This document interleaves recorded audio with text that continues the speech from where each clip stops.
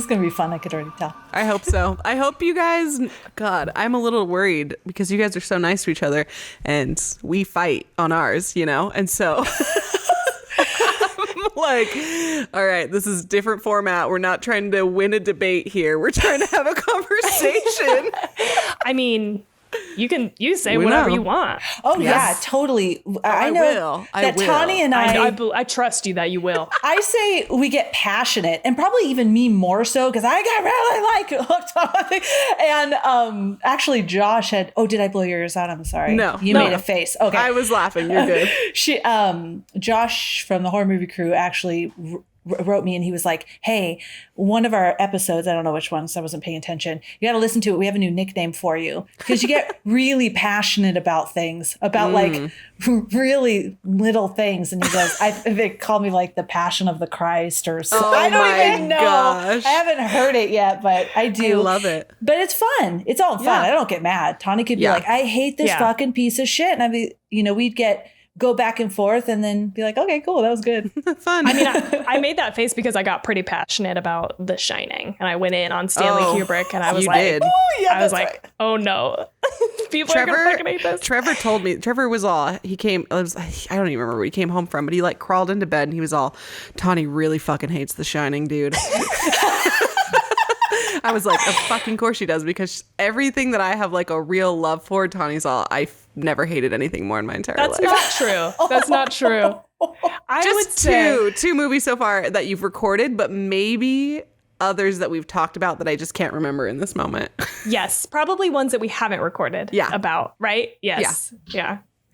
Which is fine. Funny. It's very fine. I won't take it personally. Don't take it personally. It's not about you. It's about Stanley Kubrick. That's right. That's right. I'm not an abusive piece of shit. No. Oh my God. You are not. I feel like this might be my favorite episode. Already, dude. I'm honored. Thank you. I'm like, shit, should I leave all this in?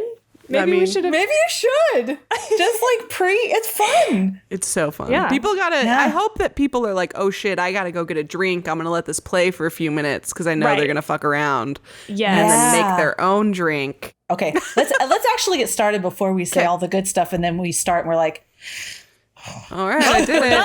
Okay, I did it.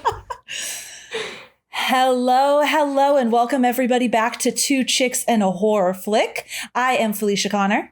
And I'm Tawny Ray. And today we have a very special, fun, esteemed guest. Her name is Paige, and she is from the podcast Film versus Movie podcast. And she is the creative director of the Idaho Film Festival.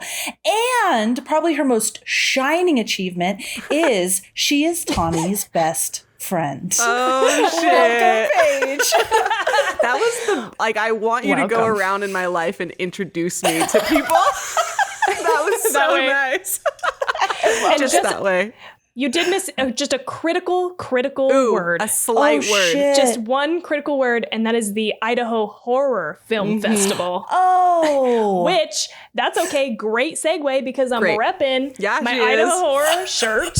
Yes. And I have my Idaho Horror koozie. Cute. My favorite Nice. koozie. The only one that fits Paige. Truly's. Please forgive me, Paige. You're forgiven. I have my Idaho Horror throw pillow that I try to put in the background, but I'm covering it that pillow today. behind you, the one behind the yellow one, is that like from The Shining? The carpet? That blanket, that big ass beautiful blanket I have. Yeah, it is The Shining. Nice. One of the patterns. Yeah, just got to sprinkle it in, you know. Great staging. Great staging behind you. Did you like how I staged my my light switch here? Yes, I did. I'm showing all four of them. You have so many switches. You have so many available switches. Oh, well, thank you. That's really nice. Yes. I'm so excited to be here, you guys. I wanted to, say I hope I'm the best guest ever, but you guys have had a lot of nice people that I don't really want to shit talk, so I won't. That's nice of you.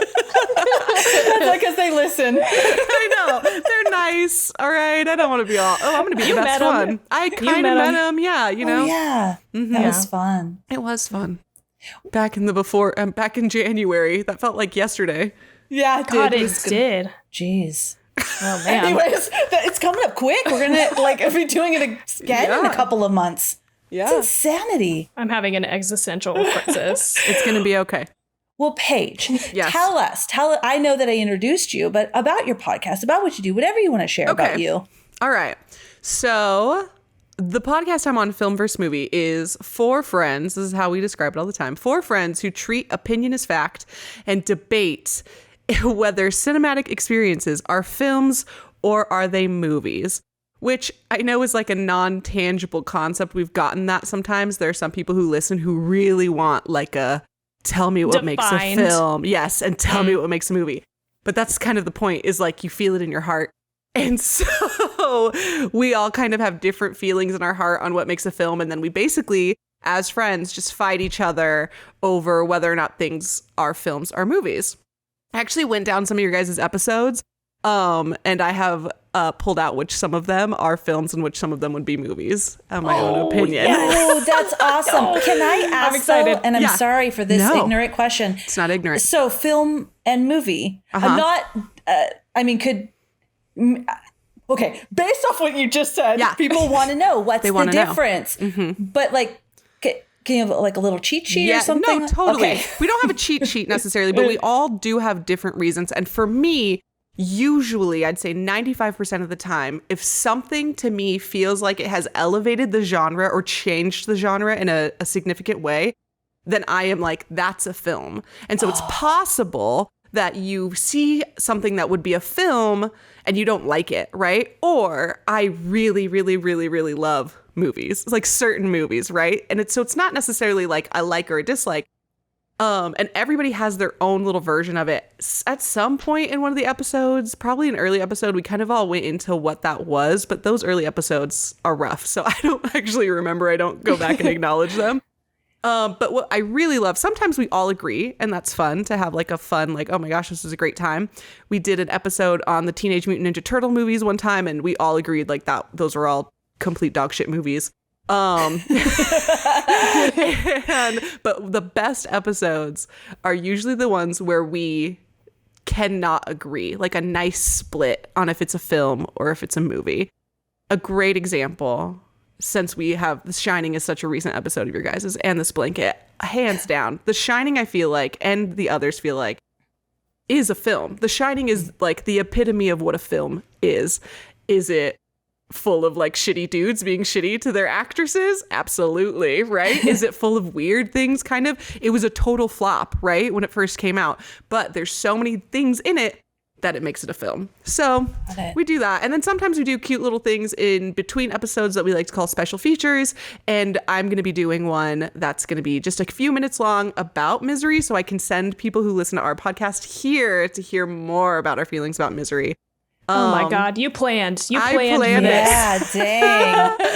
But one of the episodes that people love the most, if anybody from this is going to listen to it, we do horror movies sometimes. I try to do them all the time. But one of the episodes, so many people have come back to me and said, like, this is my favorite one, is 50 Shades of Grey, because we all hated that fucking movie so much. So it's basically like 30 minutes of us just like suffering that we all had to watch that movie. And I've had like adult men come up and be like, you nailed it. That was terrible. Like, oh gosh, I have to listen to that one. So that one's really fun. But yeah, so that's our podcast. We're not super consistent, so sorry about that. But there we are. Yeah, that's awesome. I would say that I agree. Just for the record, that The Shining is a film. Even though I don't like it. Totally. It's obviously a big deal to a shit ton of people, and it made such an impact on people that I would agree that it's a film. It was also, if I were fighting for this and you disagreed for some reason, is the first film that used a Steadicam throughout to get some of those shots, so it had never been done before. And they had created some like crazy lenses for this. You can like look it up. And what I also love about The Shining is how many people have taken on it and like elaborated and have all these crazy theories about what it actually is about. So yeah. I would love to talk about it on my podcast, but it's one of the ones that have been blacklisted as like, we might not be friends at the end of that discussion, so we can't talk about it. I think that might be the only one that's like that, actually. So, do you want to talk a little bit about your experience and how you came to the Idaho Horror Film Festival? Oh, yeah. Since we mentioned that. Sure. I do love it. Idaho Horror Film Festival is just like the greatest thing to exist in Idaho. Like, as far as a thing to go do is, it is a woman-run horror film festival. We think the only in the world, but how can you really know that? For sure, like the only one around here, right? The very first year that it existed, I was still in college. And when I was looking for opportunities to things to do in film outside of school, I saw that they were hiring interns. And so I emailed them from Georgia and I was like, I want to be a screener. And so I flew back and I was like, hey, I have all these talents. I have all the skill set. I like horror. At the time, I was like, I mean, I like it. I was really scared of it my entire life. And I haven't watched it really until I was like in my mid-20s. Like I watched a little bit when I was 13. I got too traumatized and then I left it alone for a long time, came back around, and it made me really appreciate like the horror genre and like all different types. And so I started off as the director of media was my first job title there, which was like people would send the films that we selected. I would prep them for screening. I would make like 1 million DVDs and we would swap them out through a DVD player. This was like some very low end technology that we were working with. So I also was filming all of the event and we started doing interviews with people and I shifted my job and my responsibilities and what I like to do. One year I did all the screen printing for all the gear and that was so much work, but that led me into being like, I want to make the look and feel of all of this. And so now I'm the creative director. I make all the posters. I do all the interviews, which is amazing. Our last year that we had it in person, I got to do the actual Q&A after our screening of Satanic Panic with Chelsea Stardust, who was like a gem and a half. And so I'm ready for another one to exist because I'm like ready to kick in those doors and do all of the Q&As that I can. And like, it's just great. I don't know. It's just such a different event. And you get this great group of horror fans who just get it. They like come out and they're just amazing. And they come out every year and have a good time. And I get really drunk. That's like so much fun. It's amazing. Yes. Yeah. Tawny helped me interview. Did you help me interview Chelsea? And was there someone else? Yeah, it was Trevor and I. Yeah, but did we do another one that day or was it only Chelsea? We also did Dan. Dan Myrick, writer director of the Blair Witch Project. He's come a couple times and I really like him. And he had brought his film Skyman, which was like another take on his like found footage-y mockumentary stuff about aliens, and it was really good. It's really good. Mm-hmm. It was super fun to screen that. I've only gone once in person because it was 2019. Mm-hmm. And it was incredibly fun. It was so fun.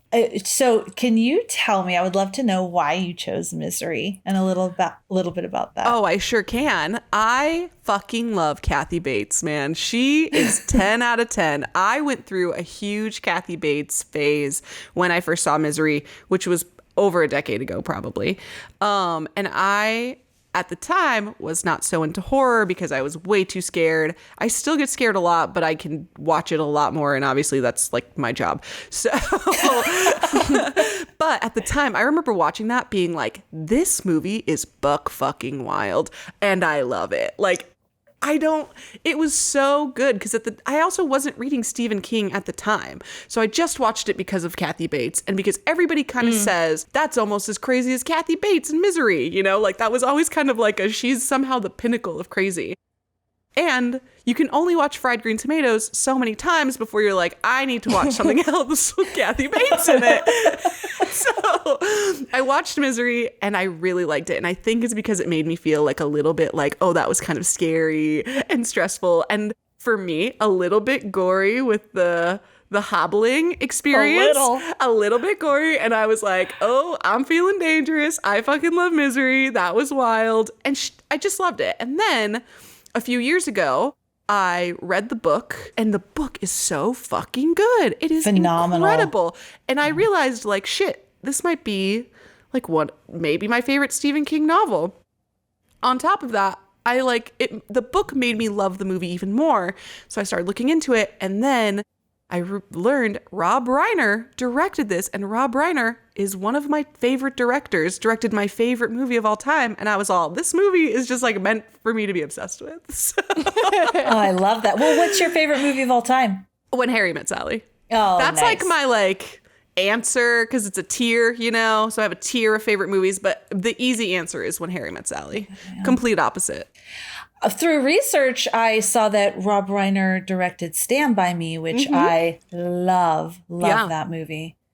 Yeah. Which probably played a little bit into why he got to direct Misery, because I don't think he was the first choice. I think that other people were too messed up by the hobbling situation to do it.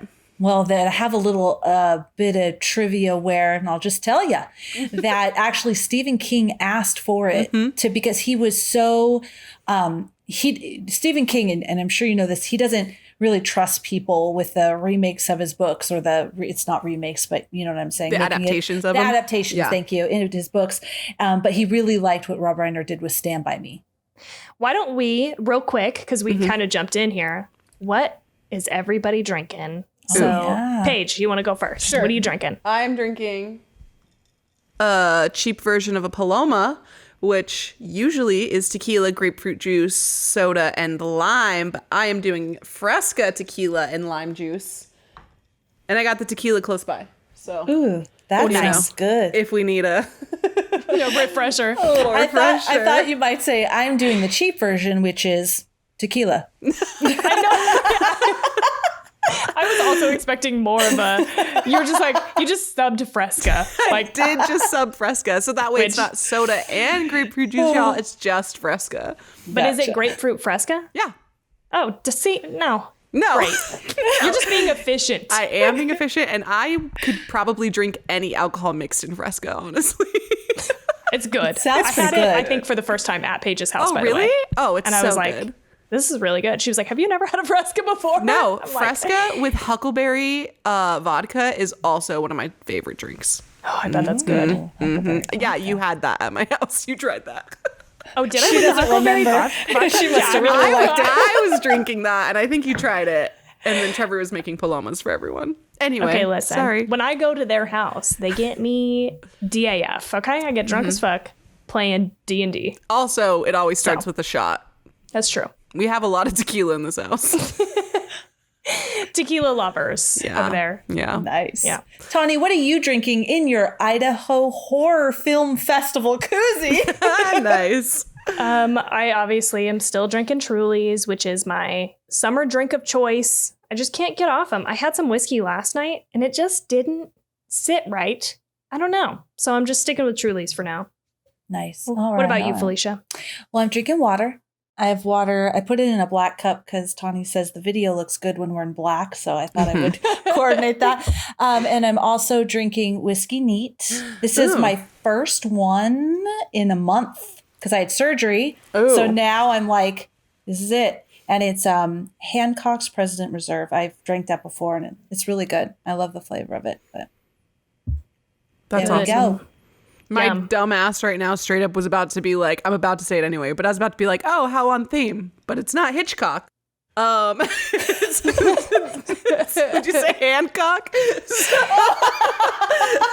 thought you just meant the whiskey, and I was like, oh, did Hitchcock drink a lot of whiskey? No, you said Hancock's. I'm mentally here for the horror, you know? Hitchcock. Hitchcock whiskey. I'm curious what of the ones, the shows, I'm sorry. Geez, Felicia, come on. The movies you thought were films. Oh, that you guys have recorded? Yeah. Oh, I wrote notes. Let me look at that. It's a fun game. You guys should try it because it's like, you know, it's just like your gut feeling. Okay. It 2017 film, It original movie. Okay. Oh, yeah, totally agree. Totally, you feel it. Parasite, obviously a film. I Know What You Did Last Summer, a movie, obviously. Agreed. A Quiet You guys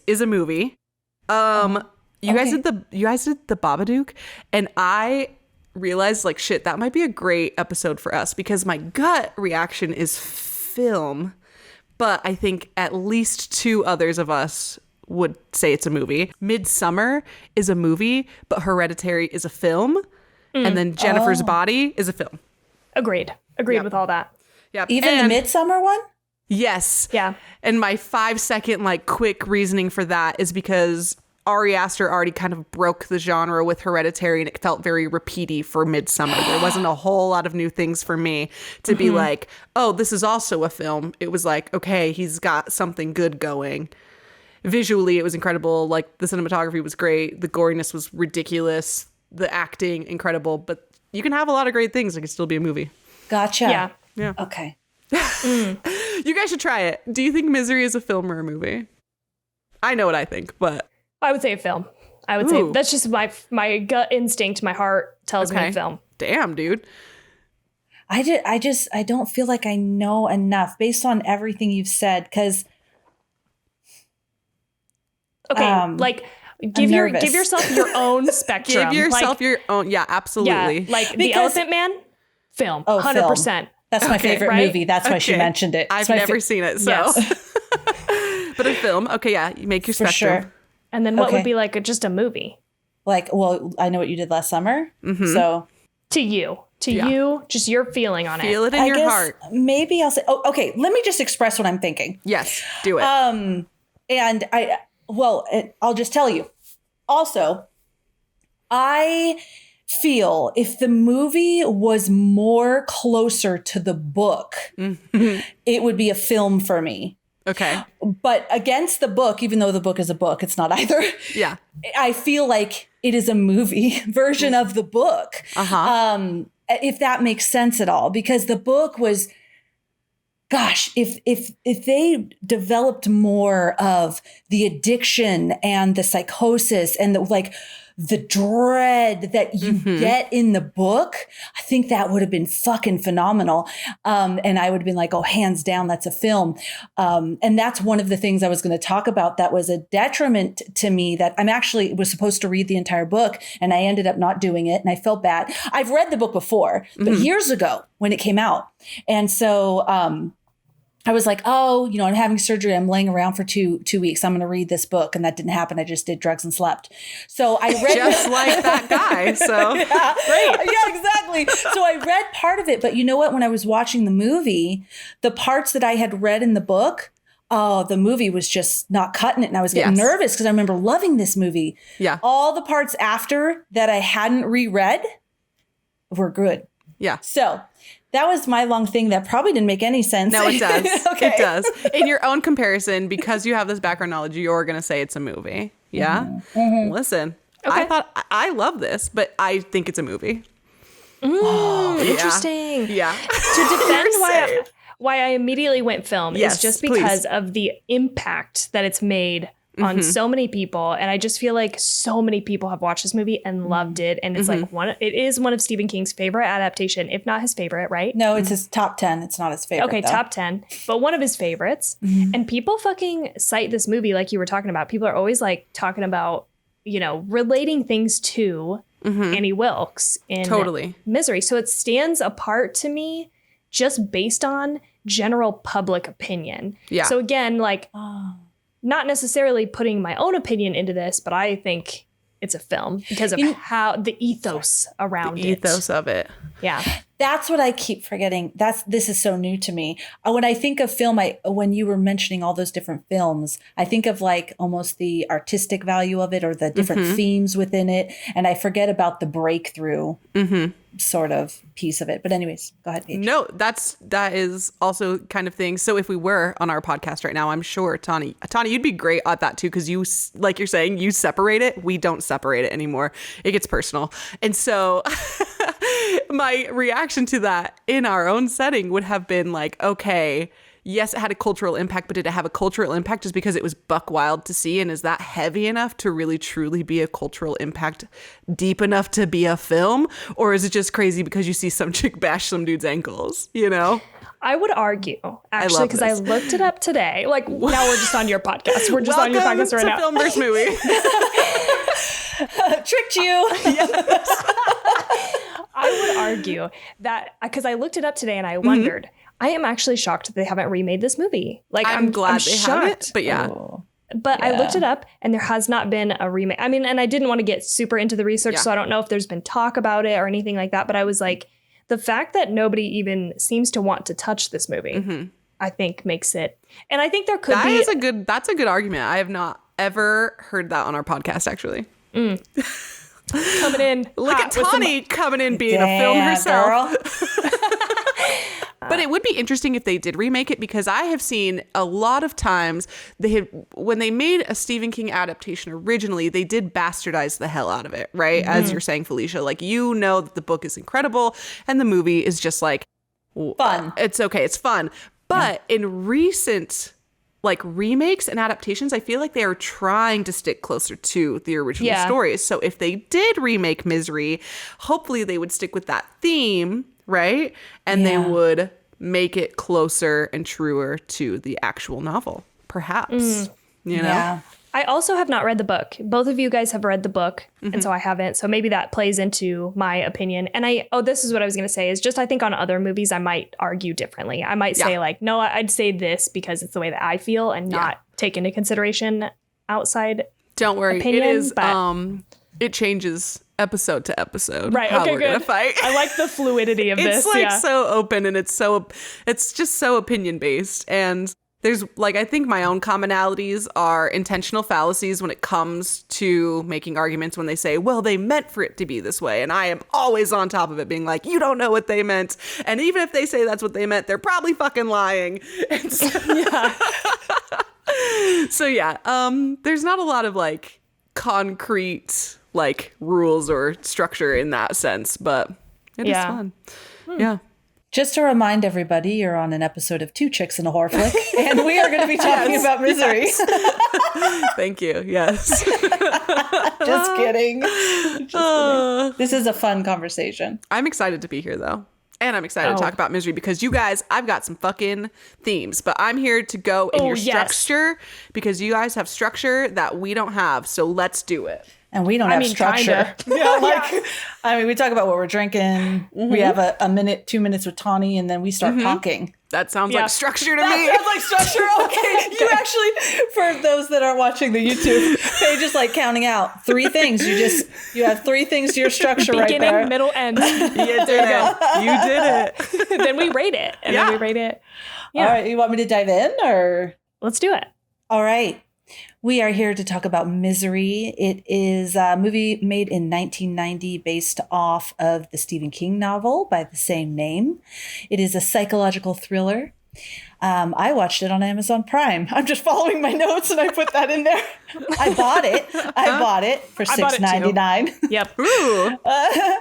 The director is Rob Reiner, and he also directed When Harry Met Sally, A Few Good Men, Stand By Me, and Tawny's all-time favorite, The Princess Bride.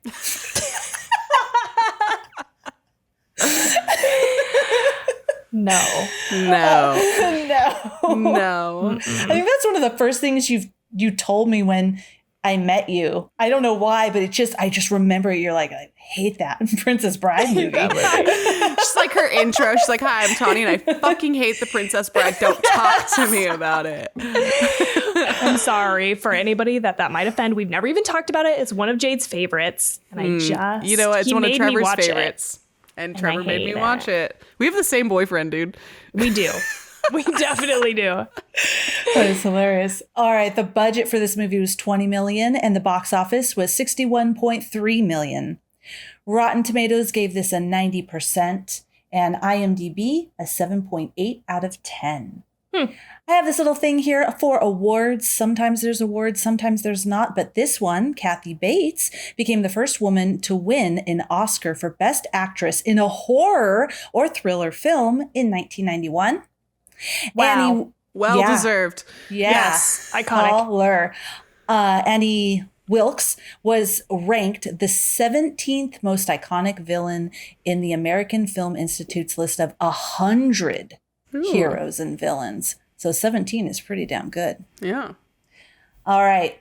So our cast of people, Kathy Bates is Annie Wilkes. James Caan is Paul Sheldon.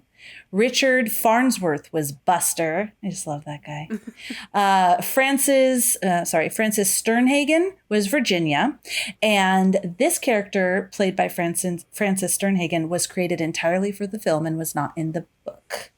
And then we have Lauren Bacall as Marcia Sindel, who was the agent. All right.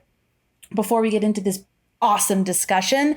We have dun dun dun dun music, music, music. 2 minutes with Tawny. This might be a little long. I wrote like several paragraphs because I felt like I needed to get most of it in, but 20 minutes with Tawny. yes. Hey, yeah. Tawny, do you want me to let's just start here. Just Page 1 Yes. of the book. She's got the book. Okay. After a car crash, famous writer Paul Sheldon is picked up by Annie Wilkes. He wakes up in her house to her explaining to him that she's his #1 fan and that she's a nurse. He's broken several bones in his legs and dislocated a shoulder. He's lucky that she found him, but the phones are down. Back in New York, Paul's agent grows concerned after she and Paul's daughter haven't heard from him. She calls the Silver Creek police to check with them, and the resident sheriff, Buster, begins to do some sleuthing around. While recovering, Paul lets Annie read the book he's just finished, but it has nothing to do with her beloved character Misery and has lots of profanity, which she is not a fan of. She makes him burn the manuscript and also reads his most recent Misery book, in which she dies during childbirth at the end. Annie flies off the handle about this and tells Paul he's going to write a new book in her honor, bringing Misery back to life. Oh, and by the way, she hasn't told anyone that he's here. So Paul agrees, since he's obviously at her mercy. But Paul is a fucking survivor, y'all, so he uses what he's got to put together some escape plans. When Annie leaves the house, he picks his lock and snoops around the house, stockpiling more meds, knocking over penguins, and reading Annie's fucked up scrapbook with all the people she's murdered in it. Slight little touch that she keeps in her house. When she discovers that Paul's been leaving his room, she hobbles him, a brutal process of breaking both of his ankles. Buster pays Annie a visit at her home, and she drugs Paul and puts him in the basement, but Buster hears Paul yell on his way out and runs back inside. Annie shoots him in the chest with a shotgun, instantly killing him, and explains to Paul that they now must both die. He insists on finishing the novel. When Annie delivers champagne to the room so they can celebrate finishing the book, Paul burns the book in front of her and begins the fight of his life. Annie gets bludgeoned and Paul is shot in the shoulder, but ultimately Paul kills Annie. 18 months later, he meets with his agent, who tells him his newest book is getting great reviews. She asks him about writing a nonfiction book about his experience, which Paul laughs off since she's trying to make a quick buck off of his trauma. He then sees Annie Wilkes walking towards him, but she's just a waitress who tells him she is his biggest fan. That is like between that and The Shining too, you really have one guy who's like here to save people, and they just really get fucked up pretty quick. Right? Yeah. Axe to the chest, shotgun to the chest. Sorry, Yes. y'all. It did make me think of that, actually, and I thought, I'm jumping the gun a little bit here. No, it's okay, but for some reason, this is really effective for me.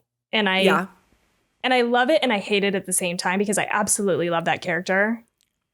But I didn't hate how it happened. Like, it's devastating. Mm-hmm. It's devastating in a way that it wasn't for me in The Shining. Anyway. Yeah. Well, you hate The Shining, so it's fine. Yeah, it's fine. Yeah, it's different. Yeah. But I did wonder, why is this different for me? So we can talk about it later. But Okay. Anyway. So who should start? Yeah. Paige, why don't you start? Okay. I'll start with my theme here. How about this? 1. Let me look at my notes. Paige, did you like the movie? Oh, yeah. How did you feel about it? How did you feel about it? I love the movie. Remember our structure? Yeah, you do have a structure. I love the movie. I love it. And today I watched it while Trevor was napping, and he came downstairs, and I was like, it's still so good. And he's like, oh, I've never seen it. I was like, what the fuck? What the fuck? He hasn't seen it? I know, but I love it. Do I need to rate that, or is that later? That's later. Okay. I'm like, wait, do I have to have the answer now? I don't have that. No. It was just a quick overall. Yeah, no, I love Just it. how you felt about it. I love it. I suggested it, so I like it a lot. Yeah. Yeah. That's to be Johnny, expected. you want to go or you want me to go? I can go next. Oh, really? Okay. She Okay. likes to go last a lot. Yeah. Yeah, if you're ready. If you guys are ready No, for you it. do it. Do Girl, it. I'm so ready. I fucking love this movie. That's crazy. That's crazy. It's so good. I love it. And I had the same experience. I called Jade today and I was like, I rewatched Misery. It's so fucking good and it fucking holds up. And it's like, I was like, it's so much better than it even has the right to be. I love this movie. My second time watching it, again, I was trying to think back because I've always loved this movie and I loved the book. So my experience starting at this time, I loved it for the nostalgia and I remembered it. And I was struggling in the beginning, and it was specifically because I read the book so close to it, or read part of the book so close to it. Because thinking back, I read this book when I was a young teen when it had come out, and then several years later watched the movie. I didn't read it so close, and was super excited and loved it, and it was great. Then when I was reading this book and just how rich it is, and then I see Annie, who's just fucking nice. In the book, she's not. Right off the bat, she's fucking scary and crazy. Right off the bat. Interesting. And in the movie, she's just like mostly nice with these bursts of crazy anger. And so at first, and then Paul Sheldon, James Caan was bugging the shit out of me. I'm like, you don't look like you're fucking in a lot of pain. You don't look, not like how it's described in the book, right? In the book, he's just like fiending for these drugs and it's just so intense. And I'm like, this is fucking cartoon bullshit right here. So once that was done, what I had all read, and then the rest of the movie went, I was like, oh yeah, this is great. And I loved it. And I loved the hobbling and the fucking nose bone out of her head. And like, it was just fucking great. I just don't, yeah. So for anybody out there who's like, wow, I haven't read the book or seen the movie, just do one. And then wait a couple years and then do the other. Space, yeah, give it some space. But yeah, I love this movie. I think it was just throwing me in the beginning because of that. But because it was so close. Yeah. I also wonder, and maybe this is like, fun facts somewhere that I'm about to steal. Sorry. But I read that this is Kathy Bates' first time being in an actual movie. She was a theater actress and then she comes and this is her first movie. And so she is very excited to be there. Right. So she and James Caan it was like a story that he was a fucking asshole. Right. And so like maybe some of that leaked through of the like into the performance of them, You're making my heart sing because this is another, like that one dude, the Shining dude. What was his name? Scatman Crothers? Oh, no, I'm sorry. Yeah, the Shining dude. Like, sorry, the director who was a jerk. Oh, Stanley Kubrick. Oh, yeah, Stanley Kubrick. I didn't really, I don't think I knew that he was such a jerk until after doing the research for that movie. But James Caan, I feeling like is kind of getting up creeping there. up there. No. Because he was like, he showed up hungover and they filmed and they had to redo all of it because he was hungover. And then in an interview, he claimed that he didn't read the book in preparation for filming. Well, you fucking should have, because it would have given your character a little more fucking like, I don't know, depth. Like Kathy Bates comes into this like, this is my fucking shot, right? Yes. Like she puts it all in there and he's all, whatever, I'm a fucking white dude. I got another job after this. Yeah. yes. So what you're talking about, so James Caan and Kathy Bates, they clashed over acting methods. Caan believes in as little rehearsal as possible. And guess what? It shows. So great job on that. And Bates, with her theater background, was used to practicing a lot. So when she commented to Rob Reiner that Caan was not attempting to relate to her or listen to her at all, Reiner told her to use that frustration toward her character and in bringing into her character and focus that out into James Caan. And she even started secluding herself because it was such a frustrating experience. But the director realized that she was almost isolating herself and, did some stuff to kind of bring her back in. But yeah, James Caan sounds like a fucking dick. Interesting. I don't know anything about this, by the way. I was like excited for this conversation because I knew like you guys were going to know a shit ton. We're here to nerd out. Yes. Having read the book and knowing a lot about this and being Stephen King fans. And I'm like, I don't know anything coming into this. So this is all new information for me. That fucking sucks. And now that you say that, it sucks actually a little bit because you're like tainting my experience in a way because sorry. I know, but it's okay. It's good to know this information. But you're right in the way that he does. His performance isn't as good, but I do think it's not terrible. Like I was kind of prepped for when I watched this movie the first time. I was like, I don't think I'm going to like it because it's a little bit older and I think it's going to be a little bit hokey. And I was really surprised that it wasn't. And I was like caught off guard and I really liked it. This is funny because I'm genuinely just like shocked that you say that too, because I was prepared mentally to defend like the sheriff's acting because I was all, Tawny is gonna hate this guy. No, dude, I fucking love that guy. I think he's like the best part of the entire movie. Good. And He's I was so mentally, good. I was like, man, she's gonna hate him. No, Him and his wife are so fucking cute together. Good. yes, Sorry, I was sorry if I'm actually skipping ahead, but No, you're fine. I was No, actually going to argue. that's our structure. That's what we do. Yeah, it's you structure. had structure, okay? I'm air like, quotes. God, this is so fucking organized. Literally, look at my notes, dude. First note, heart buster. Buster. That's my first note. Yes. I love him. Oh my God. Anyway, but I can see where you're saying, like, it seems like he didn't practice as much, and that's kind of a bummer. And it's fucked up that he didn't read the book. Like, I don't like that, but Yeah, he even said that this was the hardest role he had to do because he was more passive. Like he was just in a bed, right? He had to be more reactionary, and that was difficult for him, what he said, and we could tell.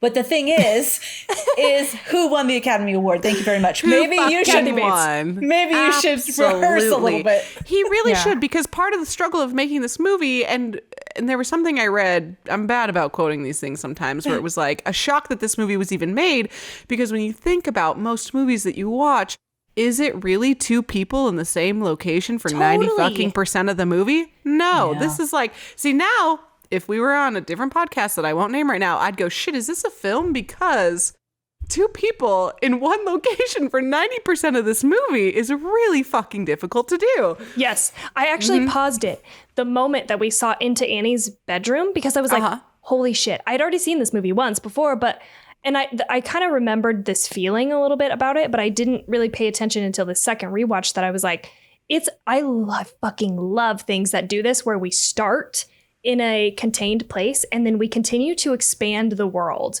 Right. And so in this case, we're talking about a tiny physical location. It's the bedroom that he's in. And we don't even see her fucking bedroom until 40 minutes into the movie. We're like a third of the way through the movie before we even see where the fuck she lives in this house. And I was just like, I love that. Yeah, he even like makes a joke where when she wheels him around, he's like, wow, I've always wanted to come to the other side of the bedroom. Yeah. Like you're still in the bedroom at that point. Yes. But it's so well done, which is such a tight cast. Like it's so, it's like 4 fucking people. You got like 4 people in this cast, one location pretty much. It is so contained. And I love that about it. And thanks, Kathy Bates, because you're the reason it worked. She's so good. I would have even, so here's the thing with Kathy Bates. I loved her. She was great. She's perfect. Wouldn't it have been amazing to see her as a developed as developed of a character as is in the book? The deep seated, like even when she's being nice, it's scary, it's eerie. God, I wish, because she could do it. Like She could do it. Yeah. She could do it. There wasn't enough time. There wasn't enough room in this movie for her the way it was, like In the segmented, the different scenes and stuff like that. Maybe there was not enough time for that. I'm just saying that I think that would be phenomenal. Okay, so I heard once that Stephen King wrote this book when it was his experience getting off of his painkiller addiction. Have you heard of this? Is this true? Which is also why I thought the book, it made me believe like, yeah, that's why this book is so believable, because Annie, is the form of like the torture of having this addiction to painkillers and other types of drugs like that. I feel like I've also heard that, but Yes, he was very into like cocaine and drinking and prescriptions. Yes. And so this definitely was that this really came from his experience. And that I think that's why it's so rich, and that's why it's so like inside of the book, you could feel what Paul Sheldon is feeling when he is the note I have here is that the movie downplays one of the key themes in the book, and that was really close to Stephen King's heart because it was something that he had gone through himself. So the book gives us a lot more backstory about Paul Sheldon's history of substance abuse, how he had recently got himself back on track. So being held in captivity, coupled with her feeding him novel pills, which is a fictional form of codeine as an opiate, has caused Paul to relapse, and he has swung into full-on addiction with the novel. Yeah, I did not get that. Huge theme, and you don't get that at all in there. And I mean, maybe you don't need that in there at all, right? Because I mean, the movie, the way it went, it would be really cool if it was, but then maybe we're watching like a Schindler's List length movie to get all of this in there. Possibly, if it were remade, it could be that because people are really swinging for those long movies now. Maybe 2 parts, right? Yeah. King also said that Annie is a symbol of Paul's own addictions come to life, holding him captive and trying to kill him. I love that. But that, this is so fucking dark. Tony's like, God damn, that's great. God damn, I love that. So I think, read it again. I think that's why I felt if these themes, like this darkness, was more in the movie, it would have felt more like a film to me versus the enjoyment of this movie. I would agree with that. Totally. I kind of want to read the book now because I should. You know what? Definitely. Okay, anybody out there, if you want to do them both at the same time, go watch the movie and then read the book. Yeah. Okay. That's how I did it. And I will say, absolutely agree with that. Yep. Okay, good to know. Because I did feel like there was something missing the second rewatch. Like I was like, you know, I feel like the first part drags a little bit. Like it takes us a long time to kind of get to the action. But I was also like, it didn't ruin it or anything for me. I just was like, it does feel like there's something missing. And there were some things that I was like for what? Like, let's just go here. Why not? Go there. Yeah, do it. I was sort of like, this is like way later in the movie, but there's this very glossed over moment when he's looking through the scrapbook about the people and like all of these infants being killed. Oh and I was my like, God, I wrote that note. Yes. I was like, what is this?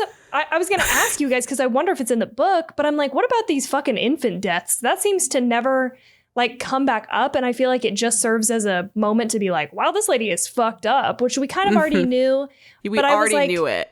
We already knew it. We already knew. Yeah. I mean, holy shit. But what about that? Like, I was like, that's like a whole new level of fucking murder. It is. Go, Paige, you go. No, I was going to say, I don't remember if that is a prominent thing in the book, actually. I think it is in the sense of, because right in the beginning of the book, because I read the beginning again, guys. That's about it. Just the beginning. Just the beginning. There's this darkness that's prevalent in the very beginning, and he's trying to figure out. And that comment she makes when she says, "When on the stand in blah blah blah," she makes this passing comment. When on the stand back in Colorado, I think it was, and then it goes. He grabs onto that in the book, and he's throughout this whole beginning, he's trying to figure her out. He's laying in this bed, he's hooked on these drugs, and he's like, what's going? So he's working this out. Obviously, okay, she was in the stand for what? Because she's fucking crazy. She's obviously a nurse because she can do all this stuff. She doesn't tell him, yeah, I'm a nurse, like she does in the movie. He's trying to figure this out. So I think maybe that's why in the book later, when it comes out like kind of her past deeds and what she's done, it makes more sense. It's also really interesting in the movie because not only do they just kind of breeze over the infant homicide, they also, I think there's like a theme that they're missing in the movie that they're trying to just kind of sprinkle over, where she is taking advantage of people who are physically incapable of doing anything against himself, because she also has a bunch of newspaper clippings from when her time in the ICU, right? And so she makes a comment where she's like, my husband left me. So I have this theory of like, maybe her husband was like a piece of shit and she had to turn around from what she was getting from him to project her anger and her issues onto things that could not protect themselves. People in the ICU, infants. And, you know, she also pushes her husband off a cliff or something like that in the book. Yeah. It's like a casual, like, she's like, he left me when he flew off that mountain. Bastard. So yeah, I think that it would have to be a much different movie to really lay into those things, which isn't necessarily a bad thing at all, but I would be very curious to see kind of like the shift to know how they could make that a stronger case, because I feel like the struggle would then be like, how do you empathize with this person? Maybe that was the goal of all the infanticide? Yeah, infanticide, I think. Infanticide.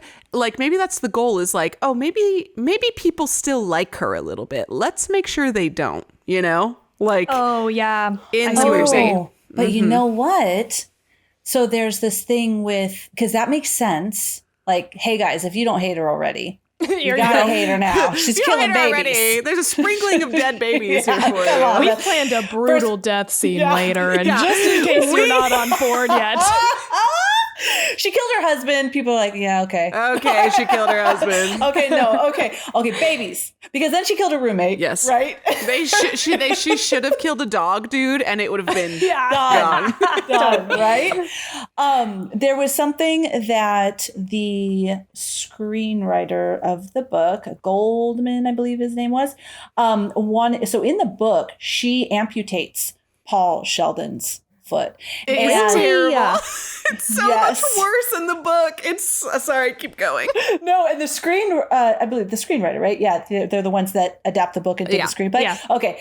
I think his name was Goldman, and he wanted to keep that very bad, but Rob Reiner said no, because he felt that if she comes in and cuts off his feet, then everyone will immediately hate her and lose all sympathy for her. And so he didn't want that to happen. He still wanted people to be. So maybe all throughout that, he wants people to be sympathetic. But hey, babies. Babies. Babies. No more. Oh my gosh. I love that you said that too, because I have such a vivid memory of when I read that book. It has to have only been at least like 3 years ago, right? When they're getting to that part, like the hobbling is terrible when you see it. But this is like such a testament to Stephen King and his writing. I am driving home. Anybody who's not watching this on YouTube is not going to see my face right now, but I'm driving home with just like the worst, like for 20 minutes, I'm just like cringing publicly. And I walk into Albertsons to get dinner, and I sit in the car in the parking lot, just being like, oh my God, this is such a long part of the book. Like, oh God, this is terrible. And I just sat in my car suffering in the parking lot of an Albertsons, because I was like, I can't drive while I listen to this. This is fucking awful. It's so gruesome. And it is just like, goddamn, Stephen King, you okay, bud? So fucking good. Yeah, it's so good. It's just so fucked up. And that's kind of how I try to sell everyone on the book now who has seen the movie, is I am always like, if you've seen the movie, the book is somehow way worse. Go read the book. Yeah. In like a positive way. In a positive way. Just to piggyback on that, and because we're just brainwashing Tawny to read the book, and everybody that's listening, the other scene that I remember so clearly, and I read the book, geez, I mean, I was like, I think like 13, 14, around there. And I still remember it clearly. When he finally gets out of his room for the first time, and he's going around the house, and the little, little menagerie, little penguin drops, all of that whole thing. Okay. In the book, my heart, I remember it. My heart is like beating. I'm fucking panicked, like, go, go, go. In the movie, it's so casual. It didn't feel as much. I mean, he's kind of going and I'm gonna fucking drag myself. When he dragged himself to drag him out of his wheelchair to go towards the back door, I'm like, how far do you think the fucking town is, dude? Because he's just kind of lollygagging through the house. But in the book, you are sweating. You are like so fucking scared, and like the dread is just brilliant. It's Stephen King, dude. He's a fucking master. I did feel that way though the first time watching this movie. I was sweating. I was like, oh my fucking God, she's gonna be back any minute. Like, what are you doing? You're so far outside of this fucking room. Like, I remember feeling that same feeling. Probably you turned the penguin backwards, you dumb fuck. I know. I was like, no, he's backwards.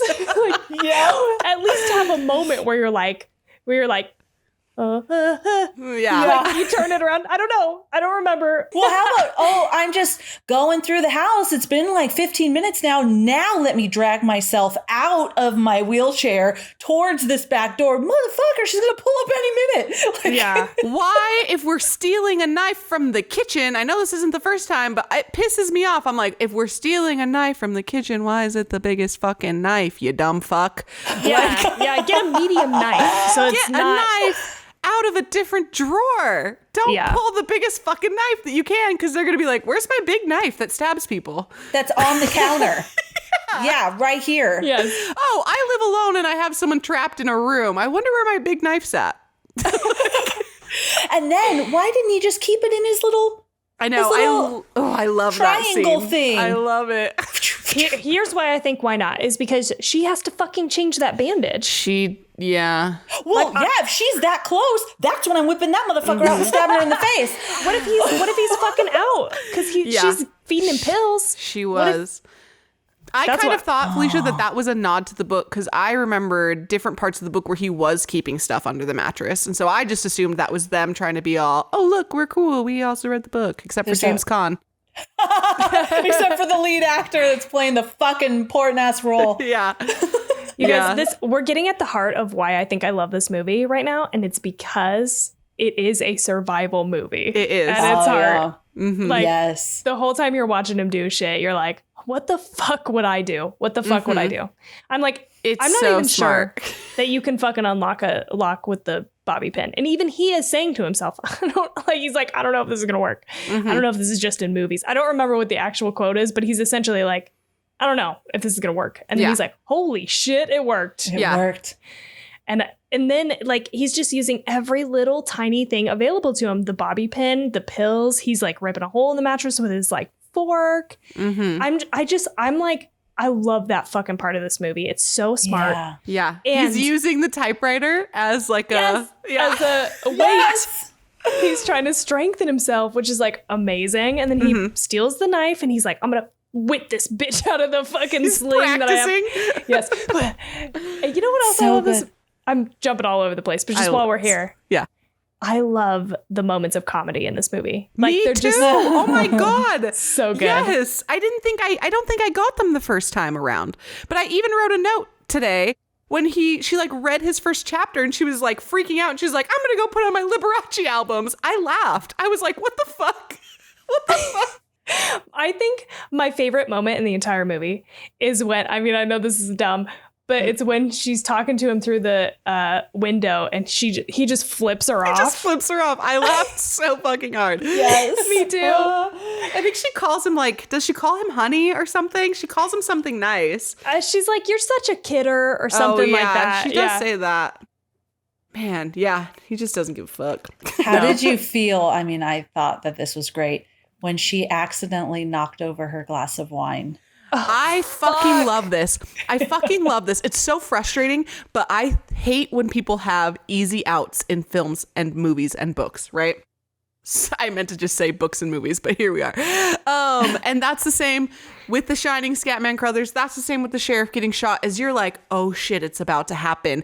And they're all, no, motherfucker, figure something else out. And so even though it's so fucking frustrating, I am like, somebody's putting themselves through a challenge right now, and I appreciate it because it's going to make the story stronger. Yeah, when he was sitting there and just that feeling, I did think he did this. He did a good job at this scene because you could feel like now he gets to sit there and eat dinner with her and have this whole evening with her. Oh my God. Yeah, with like meatloaf spam or whatever the fuck she's making. Yeah. She's like, and for some extra zip, I put in some spam. It's like, God, I love her. When I was watching this in the beginning, when I was getting real tense, I think rewatching Pet Sematary and remembering loving it and then hating it has made me very nervous to watch all of these movies. Fairly. But when he was, and there was things I was having issues with, to give the movie the benefit of the doubt, the whole entire book is happening in Paul Sheldon's head. Yeah, that would be so difficult to try and... You just couldn't. Because even when, he's like he looks like he's in pain, but I could feel the pain by reading the book. But again, everything is happening in his head. So I was trying to say, okay, I could see why they didn't have this in it, because how were they going to do that? It would have been stupid if it was like this narrator of what's in his head, right? So I just wanted to throw it in there. Yeah, that's nice of you. Thanks. I did like the loss of time, though. I feel like they did do a good job of that in the beginning of the movie, where he was like awake and asleep, and it was like all very dreamlike because he's probably in and out of consciousness. And it's like, you know, he's hearing the echoing of like, I'm your biggest fan. Like, and then he looks like he's in a hospital room, but he like looks over and there's like a drip, and then he looks back and there's Annie. I feel like they did do a good job of that for just a very contained moment where you feel like you're in his head. And a lot of the shots are like POV shots of him. So they probably tried to pull that in as much as they possibly could have without having it be cheesy. Yeah. It is hard to do, I think, for sure. Like I sometimes when I go to shit on a movie, I try to think like, okay, bitch, what would you have done? And this one, like, I'm just constantly like, I have no fucking clue what I would have done with that. Yeah. I have my note here. The hobbling scene. Oof. The music with the hobbling scene, that classical piece of music, the whole fucking thing was just, I wrote here, this is where I started to engrave into my book because the pen ran out of ink. You weren't leaving your seat, yeah. The hobbling scene, the music for the scene is brilliant. I said, the scene is brilliant. God, I love you. So when she's about to hobble him and she says that I love you. And then I wrote real big, this is my favorite scene in the whole, the pace of the scene is good. Just like a fucking orchestra. It's just gorgeous. I loved it. It's so fucking like, even today I remember watching that being like, keep your fucking eyes open, because past me, scared of seeing everything, I'm sure I would have been like, nope. You know, and I was all, watch it happen. And I was all, oh God, I hate this. Like, it's so good. Just leading up to it, the story she's telling, just like fucking perfect. I thought it was fucking perfect. It was so good. It's another reason that I would say that it's absolutely iconic, because it really scarred people for life. Yeah, totally. It's so fucking violent. Like, and I remember, you know, because that's all people talk about with this movie, pretty much, is they're like, oh, the fucking ankle hobbling scene. Like, I knew what I was in for before I even watched the movie. But watching it is a different experience. And you're like, holy shit, you see it. Yeah. Like, you see it happen. They don't cut away. They cut away on the second one. Yeah, thankfully. I don't know if I could have handled two, but... But they do not cut away for the first one, and it is fucking gross. It's so gross. Like, the fucking best way. I heard people were getting sick on set from that. Like, that is part of the reason too people were like not wanting to work on it. That, the idea of that, because weirdly, obviously none of us here have been hobbled, but like, it's something that feels like you could really be like, holy fuck, I can imagine this and also not imagine it, right? It like gives you something so, I don't want to say simple, but kind of, right? Yeah. Where it's like, what if some crazy motherfucker came in here and smashed your fucking ankles between a piece of, you know, outside of a piece of wood? And it's like, it just reaches me, and I'm assuming other people, at such an internal level that that's part of why it stuck with you, because there's plenty of violence and plenty of gore in lots of movies. But is it such a simple idea that a person could put themselves in in those shoes and be like, that was fucking traumatizing to me? Totally. I think I've talked about this before, but there's this like quote, maybe it was from an AMA or something, from Eli Roth, and he was talking about like the reason why when you watch somebody get their Achilles slit is because you know what it's like to get a paper cut. And that's like a paper cut times 10. On the flip side, when you watch somebody get decapitated, you have no context for what it must be like to get decapitated. So that's like over the top. That's too much. But when you do those things that are a little bit closer to home, like where you know kind of what that is, like everybody's rolled their ankle. You know what I mean? Like you fucking or hit your funny bone. Or fucking like smashed your hand with a hammer, you know? Yes. And so you know, you're like, fuck, that's gotta hurt. It's still within the context of your own experience. And just the fact that they show, I mean, everything works so well together in that scene.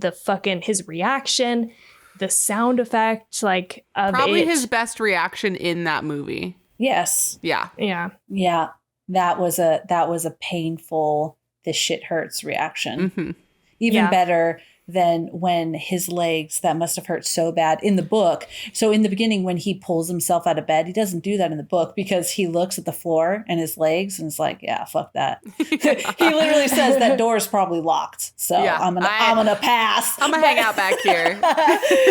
But yeah, when he pulls himself off the bed in the movie, he goes, but then, he keeps going and stuff like that. This was a reaction. This was like, fucking that hurt. He like foams at the mouth. Like, oh yeah, you would. You feel like you would. Just thinking of your ankles, like even when you just knocked maybe like your ankle or whatever on the edge of a table and you're like, oh shit. Can you imagine just fucking crushing? No, it's terrible. It's terrible. Ugh. Stephen King is so good at finding these common themes that people can relate to. Like, I know that it was not a hobbling in the book, but of leaving these kind of lingering ideas and themes with people. And this is also me jumping around, so you can stop me if you want. But my whole theory of why this movie holds up, right, is because Stephen King, as like a foundation writer, even though the book changed a lot of things, right, the foundation is still the same. This might get a little weird, you guys, so you can stop me if it gets crazy, but keep going. Misery holds up so well to 2021 because Annie Wilkes still exists in the audiences that have constant access to creators on the internet. Okay? Annie Wilkes in this movie feels like Misery in the book is her character. It should be done how she wants it to. This is her relationship. James Caan is just a fucking vessel to give her Misery, who she loves. She named her pig after Misery. She's got a whole display, right? People still feel that way about things in the media today. Rian Johnson, is that his name, was getting death threats after Star Wars came out because people feel the ownership over something that somebody else created. It's so much easier online, right? But totally. It still existed through stalking, through finding people's addresses, through going to like conventions or shows and yelling at them or accusing them of certain things. There are actors who are like shamed off of social media because people hated a character they played, right? 2021 is fucking full of Annie Wilkes motherfuckers. That was like my biggest takeaway after watching the movie again, like today, being like, oh my God, like people don't look at this movie and go, oh, it's so crazy, it could never happen, because it still fucking happens. It still fucking happens. Nobody's trapping anyone in a bedroom, but they're sitting behind their computers and they're fucking... Some people are. Maybe that's true, But they're sitting behind their computers and they're fucking writing petitions because they didn't like the way a show ended. And they're shaming people. They're sending out death threats. They're doxing them. They're releasing their addresses. They're petitioning, right? And it's like, even to the point... So in the movie, he changes his story for her, right? She comes back with chapter 1 and she's like, this isn't at all. This doesn't make any sense, which I thought, again, great challenge for the screenwriter, for Stephen King himself. That's a great challenge to give a character, is her to not give him a pass that it's too easy. Obviously, he's trapped in her house. He doesn't have an option, but you can see directors, filmmakers, even brands changing who they are based off of what a large audience is saying, right? To this day, so that way they are appealing to a mass audience so they don't get this hate and rejection, and it's stripping away artists from being creative, right? Because I'm sorry to tell y'all, all you fucking Annies out there, if you're listening, it doesn't fucking belong to you, right? An artist, whatever form they are, is putting something they made out into the world, and you can love it, but that still doesn't mean you own it, right? Totally. And you don't get to manipulate it. And this feels like a really long tangent, but it's like why I think I truly love Misery is because this theme has fucking held up to a modern time that maybe people don't necessarily realize is happening. But if you think it's okay to fucking send a death threat to somebody who directed a fucking Star Wars movie, you're a motherfucking Annie, okay? Yes, totally. Oh, hell yeah. Mic drop. fuck? And mic drop. That's the end of the episode. We hope you enjoyed it. Thanks, guys. See you next And week. now I'm like, God damn it, is it a film? Like, I can't. Dude, I'm telling you, I think it's a fucking film. That's what my heart tells me. The book is a film. I agree with Felicia. The book is a film. But I agree. And I don't think I got so into that myself on this rewatch, but I did note just in my head, I was like, this is an interesting theme, not necessarily about fandom, like what you're talking about, like the entitled fans, but for sure something about creative expression. Like, God forbid that you make something that everybody else runs with so hard that you're now pigeonholed, right? Because that's how he feels in the beginning of the movie. He's like, I don't want to fucking write any more of these books. This was just like a thing that I did that somehow everybody else likes. And now I'm fucking trapped and I have to keep writing this shit. Not only is he trapped, like metaphorically or whatever, now he's trapped physically. And he has to write this shit for her. I love that scene where she comes back in. She's like, this is fucking wrong. This is wrong. I read all the books. You can't do this. Yeah. It's fucked up. That isn't what happened at the end of the book. I know everything. You need to rewrite this. You need to start there. She's in the ground. And she's even dead still in the ground. Has the commonality of like at the beginning, there's like a very short little clip, right? Where he's talking about how like the assistant, I think, at the publisher's office is like, I can't believe you killed her. And he's like, I haven't written a book in like, however many years, because he's just been pumping out what people want from him. Totally. Right? And she's like, oh, I'm so fucking sorry it sent your kids to college. Like, people don't have sympathy for famous people or people in this position where they make a lot of money. And that's still fucking true today. People do not have sympathy for them. Well, and isn't it fucked up that even in the context of this movie, he's put in a position to just continue to pump out like what he like doesn't want to do in her house. And then he fucking escapes and he's back in the same trap. And they're like, why don't you write a story about your experience in this? And he's like, oh, I'm deeply traumatized by that. But that's funny that you want to make a quick buck off of my trauma. Like, it's like he cannot escape, even though he killed Annie Wilkes. It's like a bigger metaphor for his like life. He's totally trapped.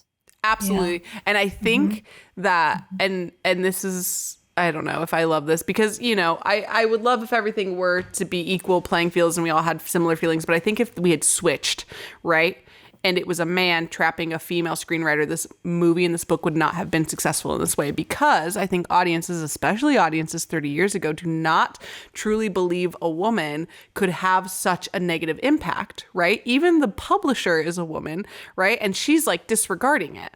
And it kind of gives it this like lightness where she's like, oh, I thought you were over that, right? But if you had switched it, right, it's like a coldness of a man disregarding a female. I don't know if that makes sense so much, but like I try to think about that today where I'm like, I wonder if people would have felt as bad if Annie was a man and then the author was a woman. Probably not. They probably been like, holy fuck, this woman's got to get out of here. We feel so bad for her, like all these little things and that. And I just feel like the actual layout of that was very smart.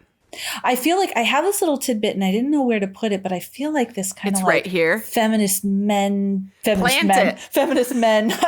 we go. William Goldman, who wrote the script, said that the studio approached every man in Hollywood to play the part.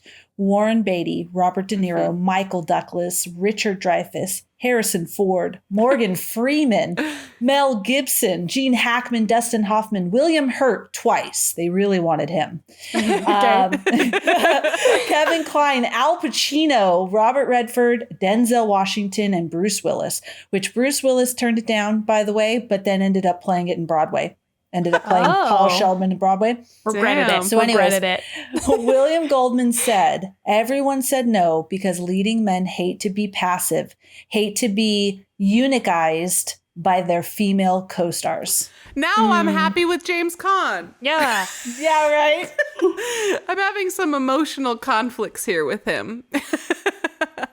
He did take it because he had passed up on something else and wished he hadn't. Oh, I think it was One Flew Over the Cuckoo's Nest. Oh. And Jack Nicholson got it. Then Jack Nicholson got The Shining. So then James Caan was like, my turn. Yeah. I'm getting into Stephen King. But on the flip side, Jack Nicholson was offered the role. of Paul Sheldon, but passed because he was not sure he wanted to do another movie based on one of Stephen King's novels after what he experienced with Stanley Kubrick. They also kept trying to make thinner women. Not necessarily, I mean, they didn't say, hey, we want a thin woman, but they kept bringing up women, Angelica Houston, Jessica Lange, Mary Tyler Moore, bringing up these women. And Stephen King was like, no. That is who Annie is. She is a bigger woman. She's strong. She can carry him up the fucking hill out of the car. You can't make it Jessica Lange. No. Like, you're just, no. Stop You doing can't. it. That's such a good point too. Like you need like someone who you feel like is gonna be comparable and beating the shit out of this guy. Yeah. Yes. I love that. Yes. I love it. I just love Kathy Bates, and it's reminding me again of like how I think American Horror Story, maybe season 3 or 4, I don't know, when she showed up, they kept using her as like she's crazier than Misery, and then I watched it and I was all, this is just like shitty torture. Like I liked that season, but it wasn't the same again, because a lot of the times when they reference this or any other kind of villain as bad as Annie, they're missing the heart of it, right? Which is she genuinely feels like she has this relationship with this character that doesn't exist. Totally. Right? And it belongs to her. And she, like you're saying, is a completely capable woman of torturing a dude, I guess. Yeah, like physically overpowering him. Yes. I mean, Yeah. obviously she has him drugged too, like that, and That's he's helpful. in pain. It helps, yeah. But His legs are totally demolished, but still, though, but it's believable. She can pick him up. Like he can't move his body, so it's pretty much like dead weight that she's moving around to change him and all of that. God, Totally. I just fucking love, this might be the tequila, but goddamn, I love Kathy Bates. She's I love her good. too. She's so good. Love her. You know who else loves her? Stephen King. He does. Tell us. He was quite impressed with Kathy Bates' performance in this film, so much so that he later wrote 2 more roles for her. The title role in his novel Dolores Claiborne was written with Bates in mind. Amazing. I watched the trailer for that today because it came up as like a recommended thing after watching Misery. It was like, do you want to watch Dolores Claiborne? And I was like, oh, that's weird. That's another Kathy Bates thing. And I watched the trailer and I was like, this looks like it was based on Misery almost. Yeah. And Dolores Claiborne, wow, what an interesting book to read. But I didn't even realize that they had made a movie until I pulled this trivia. Yeah, I didn't know that was a badly want to movie. see it. Yeah, she actually starred in the film adaptation in 1995. He also wrote he wrote the script for the TV miniseries The Stand. And his original novel featured a male character named Ray Flowers, but upon hearing that Bates wanted to be involved in the miniseries, King rewrote the part to be a woman, Ray Flowers, just so Bates could play that part. I love that. Good for her and good for him. Yeah, that's fucking cool, yeah? She's so good.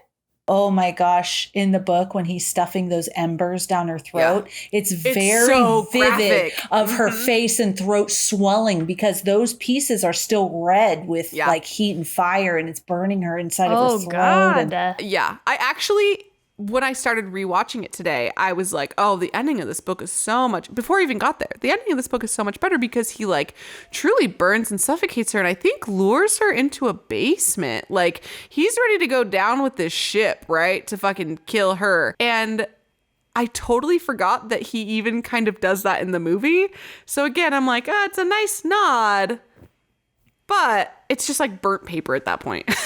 Yeah, she in the books, actually, I did reread the ending before we had to. The main thing was the burned book pages that are burning her from the inside. And he's obviously beating her up and he's dragging himself out. She does start clawing on him and dragging up, but then she succumbs. He doesn't hit her in the face with what did you call it? A pig doorway. A pig doorway. But I do love that pig doorway because I loved seeing, because I've always wondered. I heard when I was young that if you push someone's nose up. Me too. I'm going to have to really explain this because everyone's like, oh, Felicia's always wondered what it'd be like to kill someone with a nose. No, I heard somebody said that if you push up on the nose bone will go up and kill someone. And I was like, I have heard that.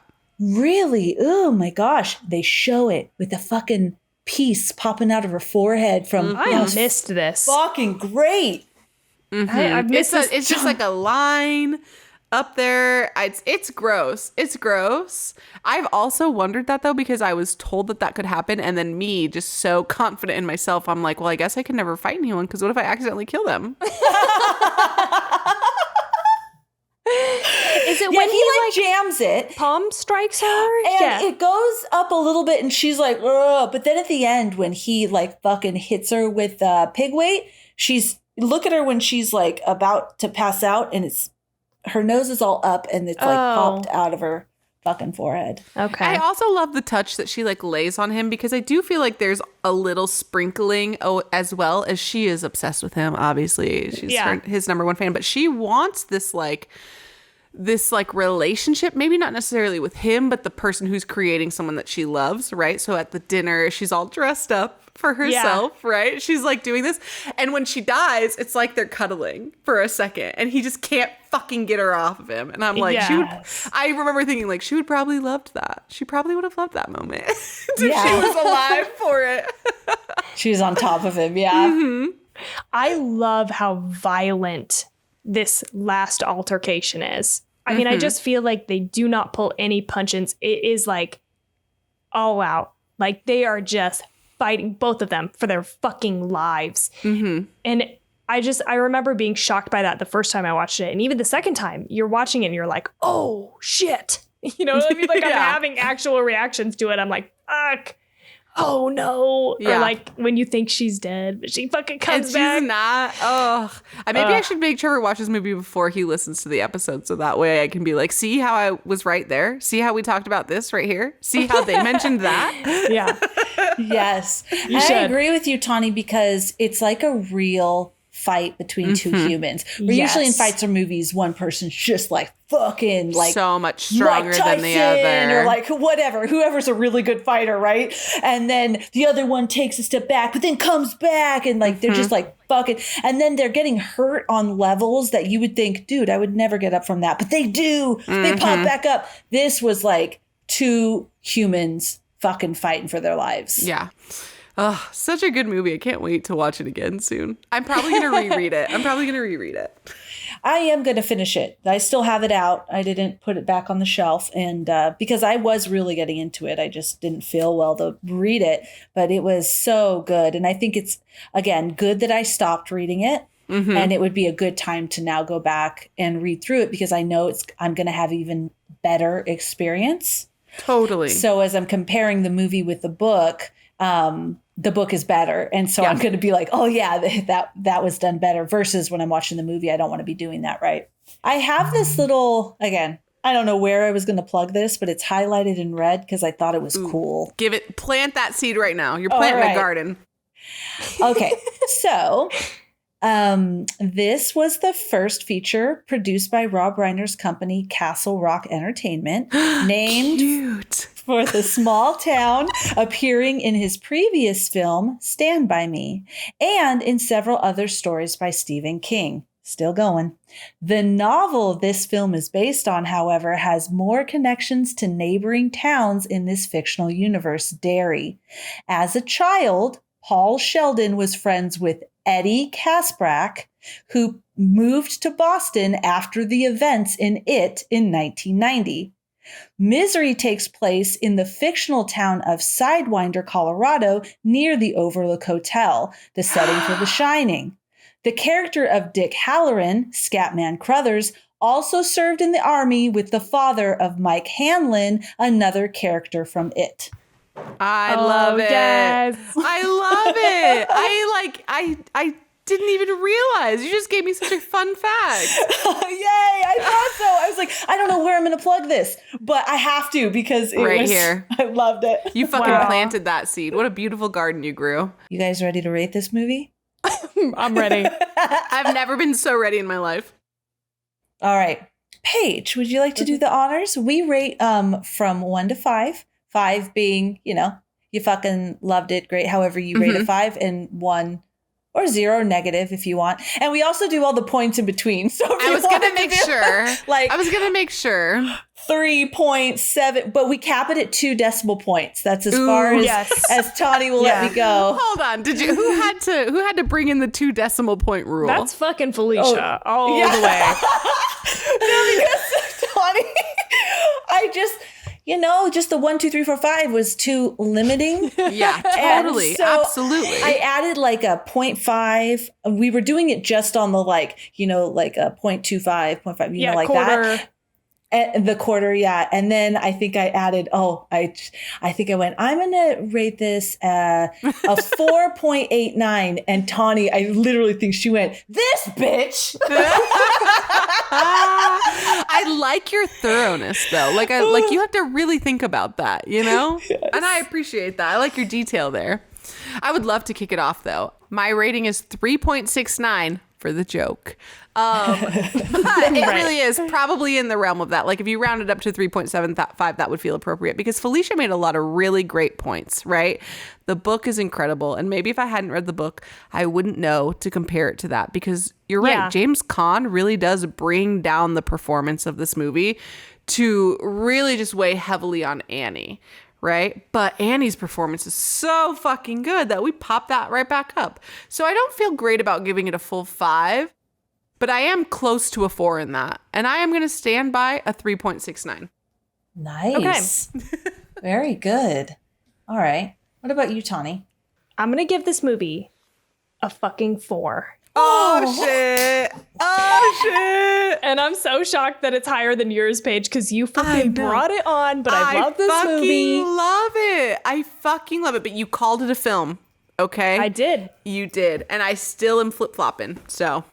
I stand by it. I think it's a film. I could absolutely see all the arguments you made so far to agree, like, those are all film aspects. Does that flip me to being a film? Shit. Amazing. Okay. Felicia, I'm excited. I'm excited to hear what you have to say. Where are you going to land? Where are you going? Where are you going to land here? It's so up in the air. I feel like so confused still. Okay, so I was hovering between a 3.89 and a 4. And I was going back and forth because I was looking at some of the movies on here. So when I look at this spreadsheet, I go, oh, I liked it more than that. I liked it more than that. No, I like this more, right? But when I started out 2020, dude, I was giving everything 4s.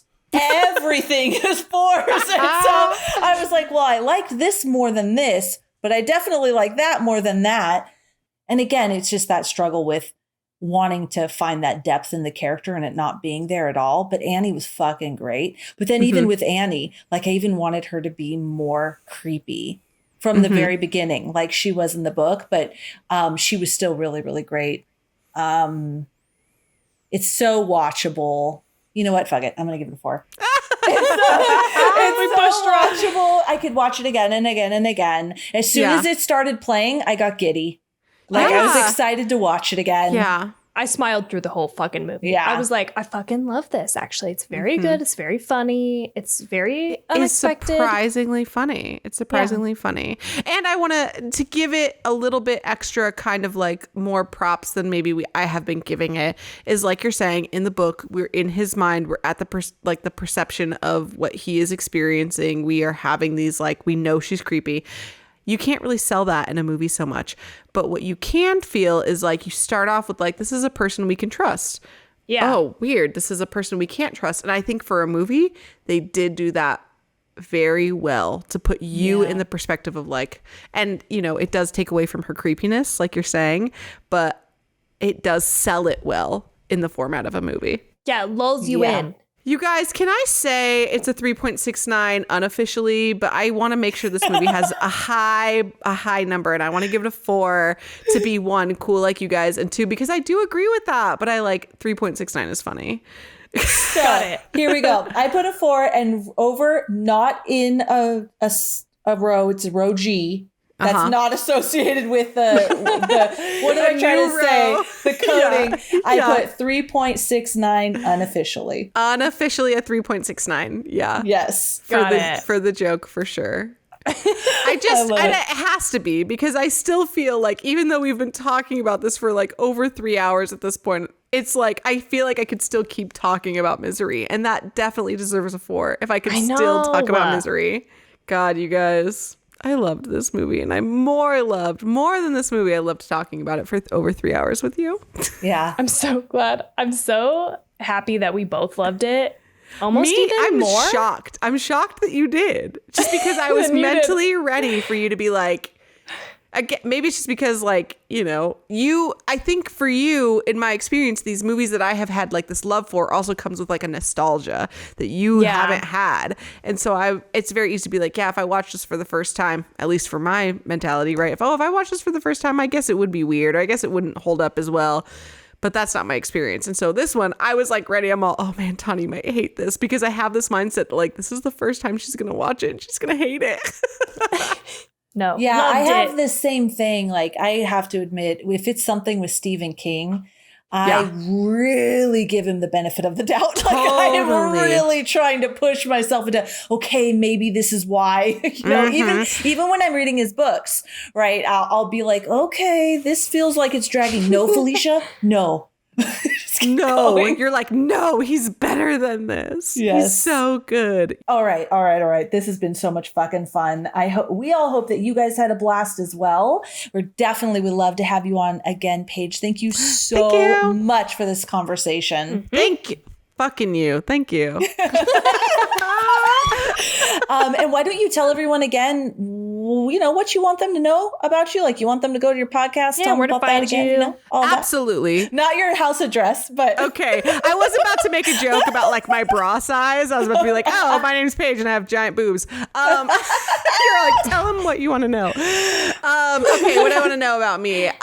Thank you so much for having me on here. Number one, the best podcast of all time. I've already said this. I hope you pull that as a quote for like, if you ever try to get like some big sponsors, you're like, look, this one woman said it was the best podcast of all time. You better believe we're sending that to Stephen King. Thank you. You're right.